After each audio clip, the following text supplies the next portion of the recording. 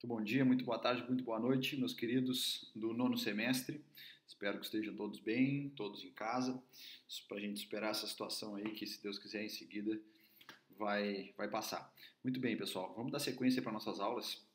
Vamos ver como é que a gente consegue trabalhar aqui nessa sistemática. Eu preferia mil vezes que tivéssemos a oportunidade de estar trabalhando pessoalmente, juntos, em contato, até porque eu acho que as aulas são muito mais proveitosas, vocês podem me interromper, fazer perguntas, trazer exemplos importantes para enriquecer a aula, mas por enquanto o que temos é isso. Eu vou tentar seguir o nosso cronograma, vou trazendo algumas informações para vocês, colocando na medida do possível aí alguns slides para vocês compreenderem o que eu estou falando e vou fazer indicação de um material de leitura complementar para que vocês consigam aí sozinhos, após assistirem o vídeo ou antes, se pretender, se acharem melhor, façam a leitura do texto, depois assistam a aula ou vice-versa, como ficar melhor para vocês. Acho que vocês vão ficar com uma base bem interessante aí do que a gente vai trabalhar. Muito bem.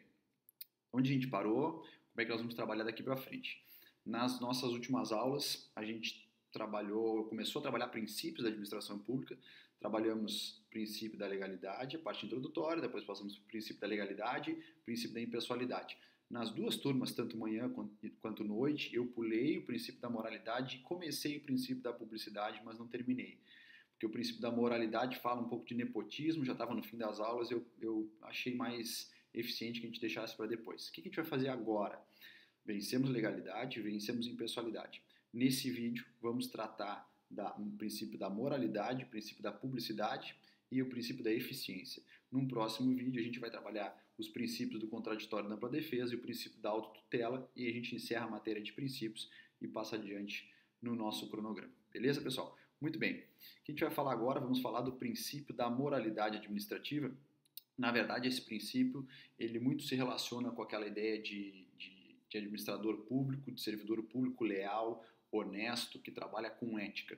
Existem muitos conceitos que são vagos para tratar sobre o princípio da moralidade e alguns doutrinadores ainda fazem a diferenciação entre moralidade social, moralidade jurídica, enfim, mas acho que o ponto-chave de debate dentro do princípio da moralidade, todo mundo tem pelo menos uma vaga ideia do que seja moral, aquilo que é ético, aquilo que é honesto, aquilo que é com boa fé. Dentro do princípio da moralidade tem um tema importantíssimo que a gente vai começar a trabalhar agora e devagarzinho vamos ver se a gente consegue compreender nessa nossa sistemática de aula aqui em EAD. Qual é o tema, pessoal? Quero que vocês coloquem aí no caderno o tema dentro de princípio da moralidade, que é o tema de nepotismo. Muito bem. As nossas aulas vão ser um pouquinho mais rápido do que a aula presencial, porque aí vocês têm a possibilidade de parar o vídeo para anotar alguma coisa se tiver necessidade, enfim, então eu vou dar uma tocadinha um pouco maior, tá? E se precisar parem o vídeo, voltem, não tem problema nenhum. Muito bem. Vamos falar então de nepotismo, pessoal. O que é o nepotismo? Todo mundo já ouviu falar aqui de nepotismo, escuta falar, mas não existe um conceito, assim, propriamente de nepotismo. Na verdade, nepotismo é o apadrinhamento político. É a colocação de alguém que é meu parente para dentro da administração pública sem a realização de concurso público. Isso aconteceu muito no nosso país e não existia uma lei, ainda não existe, na verdade, uma lei para tratar sobre nepotismo. O que aconteceu? Em 2004, quando houve a reforma do Poder Judiciário, e aí criou-se o CNJ, o CNMP, o Conselho Nacional de Justiça, o Conselho Nacional do Ministério Público, esses órgãos criaram resoluções internas para tratar da vedação de nepotismo no âmbito dessas instituições, quais sejam Poder Judiciário e Ministério Público. Muito bem, o que aconteceu a partir daí? Essas instituições, Judiciário e Ministério Público, passaram a respeitar a resolução. Em paralelo, houve uma discussão jurídica sobre a validade dessas resoluções, mas que a gente não vai travar aqui. Passaram a respeitar essas resoluções e a não mais praticar nepotismo no âmbito desses órgãos. Acontece que essas resoluções alcançavam apenas essas entidades, Ministério Público e Poder Judiciário. O que isso ocasionou? Que as outras entidades seguiram aí praticando nepotismo, colocando quem tinha o poder de nomeação, colocando para dentro dos órgãos seus parentes. Então eu era lá um político, por exemplo, colocava para trabalhar comigo como CC, a gente vai falar um pouquinho disso, como CC, a minha mãe, o meu pai, o meu irmão, e porque não existia uma lei, não existia uma resolução no âmbito daquela entidade. Até que o STF, através da súmula vinculante número 13, que é ela que a gente vai estudar agora, vamos tentar compreender um pouquinho dessa súmula vinculante, através da súmula vinculante número 13, trouxe a vedação ao nepotismo na administração pública como um todo. A súmula vinculante 13 do STF se aplica para a administração pública federal, estadual, municipal, distrital, poder legislativo, poder executivo, poder judiciário. Antes de compreender propriamente a redação, antes de eu trazer a redação para vocês dessa súmula e antes da gente esmiuçar ela para compreender o que ela está vedando, é importante a gente ter em mente a diferenciação do que é um cargo em comissão de uma função gratificada dentro da administração pública. O que isso significa? Qual é a principal diferença entre elas? Todo mundo já ouviu falar aqui do CC, sabem que nas prefeituras existem muitos CCs, enfim, na administração federal também existe da mesma forma. O CC é aquele que ocupa um cargo público nomeado por alguém sem precisar fazer concurso público e sem ter uma prévia relação com a administração pública. Então vamos imaginar, por exemplo, eu não sou servidor público nenhum, mas me convidam para assumir um CC na prefeitura, um cargo na prefeitura sem concurso. Muito provavelmente esse cargo vai ser um chamado CC, cargo em comissão. A diferença do CC para a função gratificada é que a função gratificada só é ocupada por quem já tem um cargo efetivo na administração pública. Então, por exemplo, eu hoje, isso é uma realidade, eu sou procurador federal, concursado, sou servidor efetivo da União. Eu hoje ocupo o cargo de procurador-chefe da AGU em Pelotas. Eu recebo uma função gratificada, porque eu assumi um cargo de gestão ali dentro da instituição. Então, o CC é ocupado por quem, em regra não tem um cargo já efetivo dentro da administração pública, e a FG, a função gratificada, ela é assumida por quem já possui um cargo efetivo na administração pública. Não é impeditivo que alguém que já tenha um cargo assuma uma CC, mas para fins de compreensão, acho que a gente para por aqui para vocês conseguirem entender o que é o nepotismo. Para encerrar a diferença entre CC e FG, quando eu ocupo uma CC, em regra, quando eu deixo de ocupar esse cargo, eu me desvinculo da administração pública. Na FG, não. Eu tenho um cargo efetivo, assumo uma FG, um cargo de gestão, de assessoramento na administração pública. Quando eu perco essa FG, eu não perco a minha vinculação com a administração pública, porque eu sigo trabalhando ainda no meu cargo efetivo. Muito bem, vou trazer para vocês a redação da súmula vinculante 13 e vamos ver o que ela está proibindo e por que foi necessária essa primeira diferenciação entre um cargo em comissão e uma função gratificada. Muito bem, vamos à redação da súmula vinculante número 13, ela é grandinha, um pouco complicada, vamos ver se a gente consegue esmiuçar ela. Vamos lá, o que diz a súmula vinculante 13? A nomeação de cônjuge, companheiro ou parente em linha reta, colateral ou por afinidade até terceiro grau, inclusive, da autoridade nomeante ou de servidor da mesma pessoa jurídica investido em cargo de direção, chefia ou assessoramento para o exercício de cargo em comissão ou função de confiança ou ainda de função gratificada na administração pública direta e indireta em qualquer dos poderes da União, dos Estados, do Distrito Federal e dos municípios, compreendido o ajuste mediante designações recíprocas, viola a Constituição Federal. Vejam que essa é uma redação truncada, difícil de compreender. Eu vou tentar facilitar para vocês aqui o que essa súmula está nos trazendo. Muito bem. O que essa súmula diz? Essa súmula veda, pessoal, vai aparecer aí na tela de vocês, um esqueminha para vocês compreenderem. O que ela veda? A nomeação para um CC ou para uma FG, quando? Dois casos. Quando a autoridade nomeante e o nomeado forem parentes até terceiro grau, inclusive. O que é parente até terceiro grau? Inclusive, isso vocês vão estudar lá em Direito de Família, vocês vão saber melhor que eu. Tá? Vão trabalhar a ideia da vinculação de parentesco colateral, por afinidade, linha reta, enfim. Tudo isso que vocês estudarem em Direito de Família se aplica aqui na súmula vinculante 13. Então, o que é vedado? Nomeação para cargo em comissão ou função gratificada. Primeiro caso, quando a autoridade nomeante e o nomeado forem parentes. Então, por exemplo, se eu tenho o meu pai, por exemplo, ele é juiz, vamos imaginar, e ele quer me nomear para ser seu assessor. O cargo de assessor, na justiça estadual, pelo menos, a gente pode usar aqui de exemplo, é um CC. Logo, o meu pai não pode me nomear como CC diretamente por quem incidiria na vedação trazida pela súmula vinculante número 13, ou seja, uma autoridade nomeante e o nomeado serem parentes, e até terceiro grau, inclusive, seria um caso de violação a esse trecho da súmula. Só um parêntese, qualquer violação ao nepotismo é violação ao princípio da moralidade, é violação ao princípio da impessoalidade, viola a indisponibilidade do interesse público e, por consequência, trata-se de improbidade administrativa com todas as suas consequências que a gente vai estudar daqui a pouquinho. Por isso é importante não praticar nepotismo. Muito bem, essa é a primeira vedação. Nomeação para cargo em comissão ou função gratificada, autoridade nomeante e nomeado. Quando a autoridade nomeante e nomeado forem parentes. Muito bem. Qual é a segunda vedação? E essa é um pouquinho mais difícil, mas vamos a ela. O que é vedado também? Vamos lá, olha aí. Nomeação para cargo em comissão ou função gratificada, quando o nomeante, se o nomeante for parente de servidor da mesma pessoa jurídica que este investido em cargo em comissão ou função gratificada. O que isso significa? Se eu vou ser nomeado, em regra é o seguinte, se eu vou ser nomeado para uma função gratificada ou para um cargo em comissão, eu não pode, na mesma pessoa jurídica, haver um parente meu que já ocupe um cargo em comissão, uma função gratificada. Vejam como essa vedação ela é forte e ela é rígida. Vejam, se eu sou, por exemplo, vamos usar o meu caso, tá? Eu sou servidor efetivo da União e tenho uma FG da União no Poder Executivo. Se porventura o meu irmão for assumir um CC da Justiça do Trabalho em Maceió, ele pode assumir esse cargo? Pela súmula, pela literalidade da súmula, ele não pode. Por quê? Porque a pessoa jurídica é a mesma. Qual é a pessoa jurídica? A União.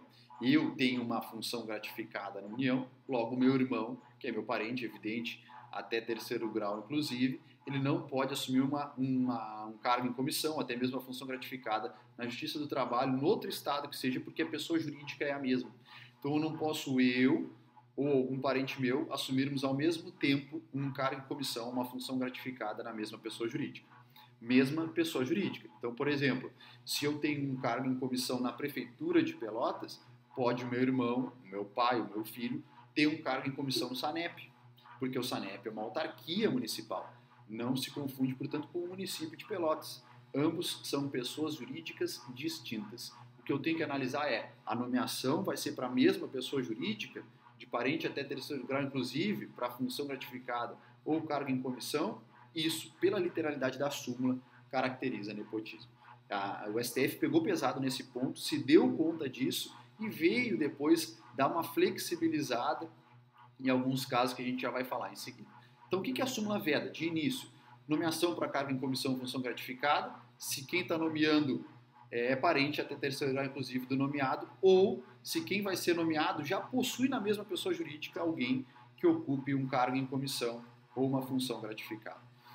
Ainda, o finalzinho da súmula trata das designações recíprocas ou nepotismo cruzado, o conhecido nepotismo cruzado. O que é isso? Eu não nomeio diretamente um parente meu, tu não nomeia diretamente um parente teu, porque a gente sabe que isso é um nepotismo evidente, mas eu nomeio um parente teu para trabalhar comigo e, em contrapartida, tu nomeia um parente teu para trabalhar contigo. Isso se chama designação recíproca ou nepotismo cruzado. A gente tenta burlar a regra direta de nepotismo, cada um faz a nomeação em favor do outro, isso caracteriza nepotismo cruzado, o que também é vedado. Então a súmula traz duas vedações, duas grandes nomeações principais.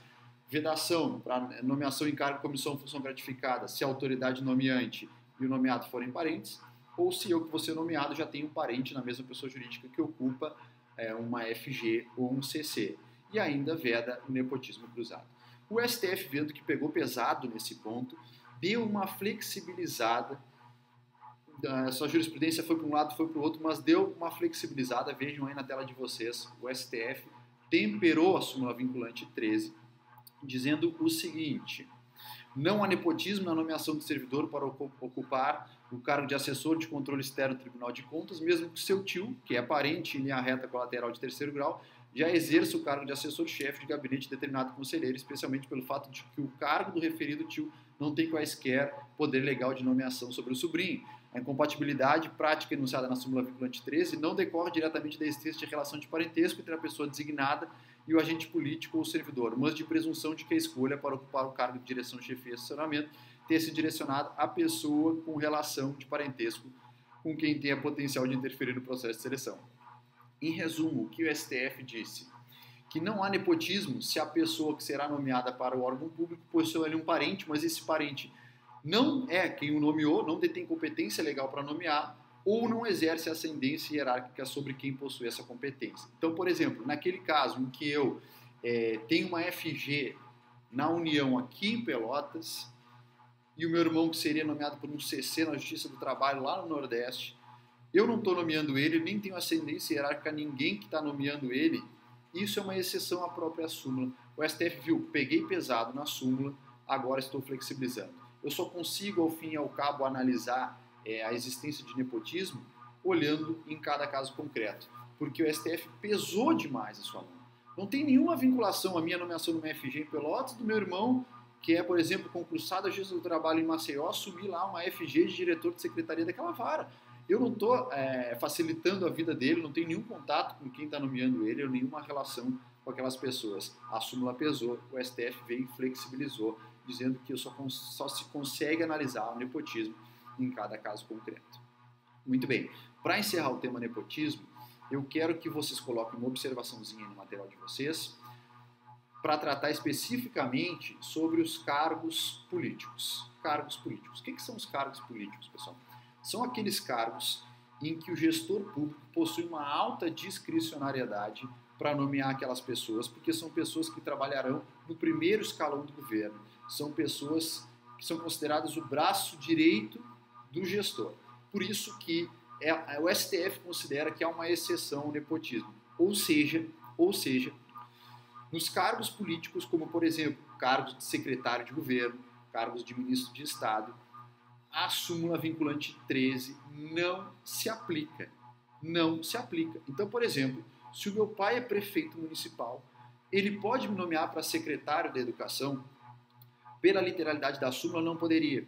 Mas como se trata de um cargo político, um cargo de alta discricionariedade, que vai comportar uma relação muito próxima entre quem está nomeando e o nomeado, porque esse nomeado vai ser o braço direito desse gestor, o STF entende que não se aplica a súmula desde que, e olha essa ressalva é importante, desde que a pessoa tenha conhecimento técnico naquela área, tenha condições de exercer aquela função, porque ao fim e ao cabo o interesse público deve ser atendido. Então, por exemplo, situação hipotética, se eu sou engenheiro civil e o meu pai é prefeito de um município, ele me nomeia para secretário de obras do governo municipal. Pode isso? Pela flexibilização da súmula vinculante 13, sim, porque se trata de nomeação de um cargo político e eu tenho, em tese, pelo menos, condições técnicas de exercer esse cargo. Agora, por exemplo, se eu sou engenheiro e o meu pai me nomeia para a Secretaria de Saúde, pode ser que eu tenha me formado em engenharia, nunca tenha trabalhado na vida, nunca tenha feito um estágio, não tenha nenhuma prática, muito menos na área da saúde. Então, isso não permite que eu assuma um cargo político de secretário de município, só pelo simples fato de ser um cargo político. Eu tenho que comprovar que eu tenho condições técnicas de exercer esse cargo. E eu acho que eu falei em alguma turma até, inclusive, que nas eleições municipais, nas últimas que tiveram, houve um caso de um prefeito que nomeou o filho, que era cantor sertanejo, para assumir a função, o cargo político de secretário de comunicação do município, e se entendeu ali, no caso concreto, que ele, embora houvesse uma flexibilização da STF em relação a essas nomeações para cargos políticos, aquele cara não tinha condições nenhuma de exercer aquela função e que, ao fim e ao cabo, deve atender ao interesse público. Beleza? Muito bem, sobre nepotismo é isso. Espero aí que com o material vocês tenham compreendido pelo menos um pouquinho, façam uma leitura complementar para a gente avançar para o princípio da publicidade. Muito bem, o princípio da publicidade, pessoal, já comentei até, acho que nas duas turmas já comecei a tratar desse princípio. Ele está disposto lá no caput do artigo 37 da Constituição. E também, pessoal, vejam a redação, eu vou trazer de novo para vocês, no artigo 37, parágrafo 1º. Vejam o que diz o artigo 37, parágrafo 1º.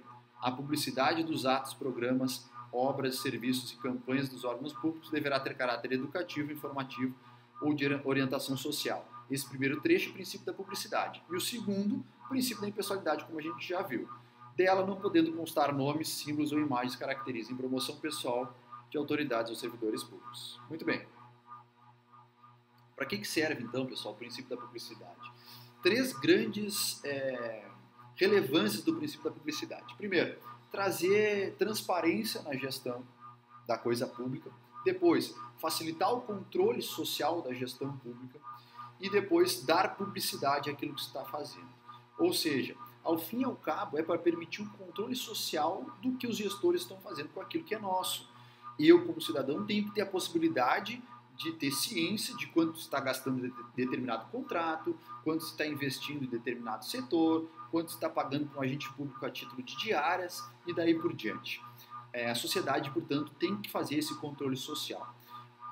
Por um bom tempo, pessoal, isso, na verdade, tem um dispositivo constitucional que consagra o princípio da publicidade, lá no artigo 5º, inciso 33, que eu acho que eu já trouxe para a turma da manhã, se eu não me engano, que traz o dever do poder público em fornecer as informações necessárias àqueles que solicitarem, só que isso nunca era cumprido. As pessoas solicitavam informações ao poder público, o poder público nunca mais respondia para ninguém, a pessoa ficava sem informação nenhuma. Até que em 2011 veio a Lei 12.527, chamada de Lei de Acesso à Informação, para regulamentar esses pedidos de informação à sociedade quando solicitados aí à administração pública. Então, se eu peço alguma informação à administração pública, hoje a Lei de Acesso à Informação traz lá o rito que a administração pública deve seguir, sob pena, inclusive, de sofrer penalidade se descumprir aqueles prazos ali previstos ou não alcançar as informações dentro daquele regramento. O princípio da publicidade, pessoal, ele não se confunde com publicação dos atos administrativos. Existem várias formas de publicar as coisas. Isso, por exemplo, através do diário oficial, através de placas de sinalização de trânsito, por exemplo. O que eu quero que vocês guardem, além dessas 3 implicações aí que são mais importantes do princípio da publicidade, que é fazer o controle social, a transparência na gestão pública e a publicidade dos atos da administração pública, é que o princípio da publicidade, a publicidade dos atos administrativos é um requisito de eficácia desses atos. Ou seja, se o poder público cria um ato administrativo, ele até existe, ele é válido, mas ele não tem eficácia. Então, por exemplo, se o poder público decide que em determinada calçada não é mais possível estacionar, mas não dá a devida publicidade a essa decisão, a esse ato administrativo não tem poder exterior. Se eu não conheço esses atos administrativos, eu não tenho como cumprir. Então, por exemplo, vou imaginar na frente da Católica lá, toda hora muda aquela regra de estacionamento. Vou imaginar que hoje pode estacionar e do dia para a noite a Secretaria de Trânsito decidiu que não pode mais, só que não colocou nenhuma placa, não deu nenhuma publicidade a essa decisão administrativa. Eu chego lá e estaciono e algum agente de trânsito vem e me multa. Essa multa, ela tem validade jurídica? Eu consigo anular essa multa, porque não foi dada a devida publicidade daquele ato administrativo. Logo, aquele ato administrativo ele não era eficaz em relação a mim, porque eu não tinha, a administração pública não foi transparente naquele caso ali, não permitiu que eu conhecesse aquele ato administrativo. Logo, judicialmente ou até mesmo administrativamente, eu consigo anular aquela multa. Muito bem. Houve um debate um tempo sobre a Voz do Brasil. Todo mundo conhece a Voz do Brasil. Agora tem um horário alternado. Antes, até pouco tempo, era às 19 horas. Todo mundo nas rádios era obrigado a ouvir a Voz do Brasil. Alguns atos administrativos, algumas medidas públicas eram apenas veiculadas na Voz do Brasil. Até que se definiu, isso foi por STF. O STF disse, olha, a Voz do Brasil não é o meio oficial de cumprir o princípio da publicidade ou publicar alguns atos administrativos. Então a Voz do Brasil não vale para cumprir esse princípio. Existem outros meios oficiais para cumprir o princípio da publicidade e a Voz do Brasil não é o local adequado. O que fazer, pessoal? Por exemplo, se eu faço uma solicitação para a administração pública, a administração pública me nega alguma informação ou se mantém omissa e não me fornece os dados que eu solicitei. Existem remédios constitucionais para isso, que são o mandado de segurança e o habeas data. O mandado de segurança, pessoal, ele pode ser impetrado nos casos em que eu solicito alguma informação de meu interesse e essa informação não é alcançada, ou informações de meu interesse, ao contrário do habeas data, que diz respeito a informações que são pessoais minhas. Então, se eu solicito aí para a administração pública, por exemplo, 2 exemplos distintos. Se eu solicito informação de quanto se pagou de diária para um vereador, essa informação não me é alcançada. Mandado de segurança. Eu tenho interesse nessas informações, mas não dizem respeito a mim. Mas se eu solicito, por exemplo, lá na Secretaria da Fazenda, acesso a um processo administrativo que tem informações minhas para ver como está o meu cadastro, alguma coisa nesse sentido, e essa informação me é negada, fora dos casos excepcionais que a gente já vai tratar, eu posso impetrar o chamado habeas data. Então, a administração pública tem que cumprir o princípio da publicidade, por essas funções que a gente acabou de trabalhar. Se não cumprir, eu tenho remédios constitucionais adequados para me impor a essa negativa ou a essa omissão. Muito bem, o princípio da publicidade ele tem muita importância? Tem, a gente já viu, principalmente para efetuar controle social e controle dos órgãos de fiscalização, como o Ministério Público e o Tribunal de Contas. Mas não é um princípio absoluto. O princípio da publicidade, ele comporta exceções e exceções previstas lá na Constituição. Então anotem aí, exceções ao princípio da publicidade.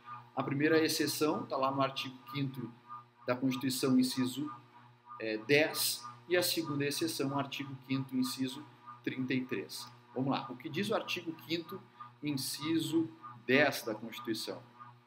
Vamos à redação. São invioláveis a intimidade, a vida privada, a honra e a imagem das pessoas, assegurado o direito de indenização pelo dano moral, material ou moral decorrente de sua violação. E o inciso 33,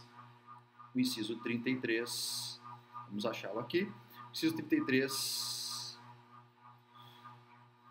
vamos lá. Todos têm interesse a receber dos órgãos públicos informações de seu interesse particular ou de interesse coletivo geral, que serão prestadas no prazo da lei de acesso à informação, que a gente acabou de trabalhar, sob pena de responsabilidade, e aqui vem a ressalva e a exceção, ressalvadas aquelas cujo sigilo seja imprescindível à segurança da sociedade e ao Estado. Então, quais são as duas exceções?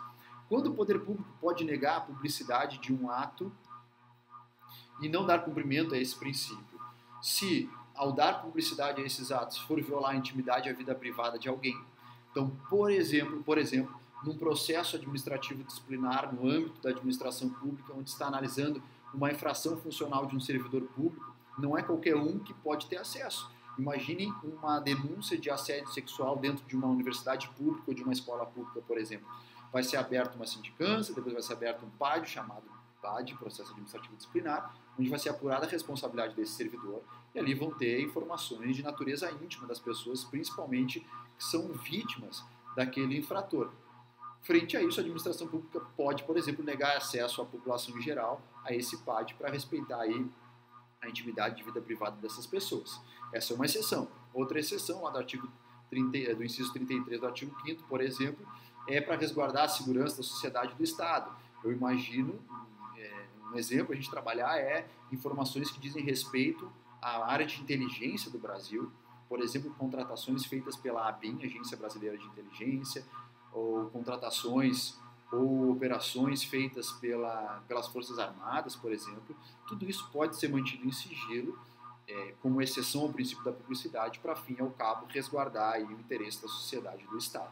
Então, o princípio da publicidade ele não é um princípio absoluto, comporta exceções, como, por exemplo, essas duas exceções que são trazidas dentro do artigo 5º da nossa Constituição, que prevê os direitos fundamentais.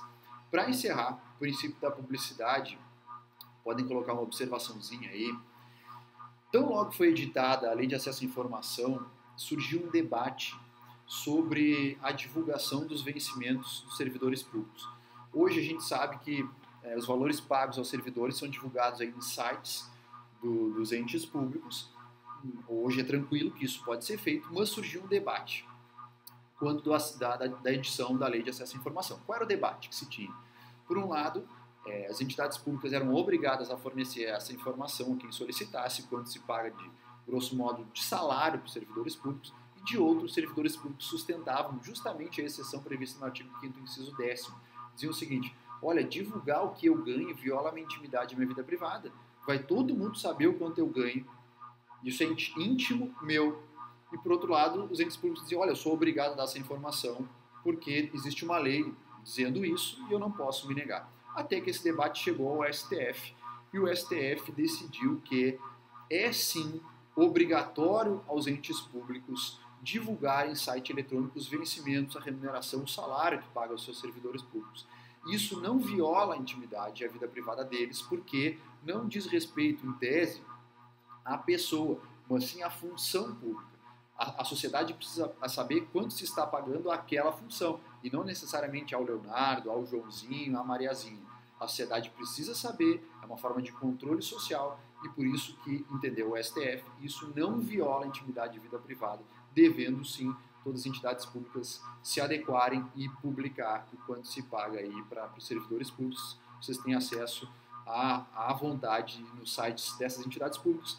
Podem aí pesquisar quanto é que está ganhando o juiz da cidade, quanto ganha o vereador, quanto ganha aquele médico, quanto ganha um agente de saúde, enfim, até para vocês que pretendem fazer concurso, às vezes falam em super salários, pesquisem lá o portal da transparência, vejam quanto estão pagando para essas funções públicas para ver se é aquilo que está adequado aí dentro das expectativas de vocês. Vejam aí um trechinho que foi noticiado pelo STF dessa decisão, que é possível sim, na verdade é obrigatória a divulgação dos vencimentos dos servidores públicos em razão do princípio da publicidade. Tá? Esse debate já é um tanto quanto antigo, essa matéria se encontra superada. Beleza? Vamos avançar para o nosso último princípio dessa aula, e encerrando aí os princípios expressos no artigo 5º, no artigo 37, perdão, no artigo 37 caput da nossa Constituição, que é o princípio da eficiência. Princípio da eficiência. O que a gente tem que saber do princípio da eficiência? Primeira coisa, ele não é um princípio originário da Constituição. Ele não está lá previsto no artigo 37 caput da Constituição desde 88. Ele foi acrescentado lá pela Emenda Constitucional 19 de 98, que trouxe aquela ideia de administração pública gerencial que a gente estudou lá na nossa segunda ou terceira aula, vejam a importância disso, cujo mote é o princípio da eficiência. Então não é um princípio originário, mas é o princípio que hoje é expresso na Constituição, fechando aquela carreirinha do LIMP, legalidade, impessoalidade, moralidade, publicidade e eficiência.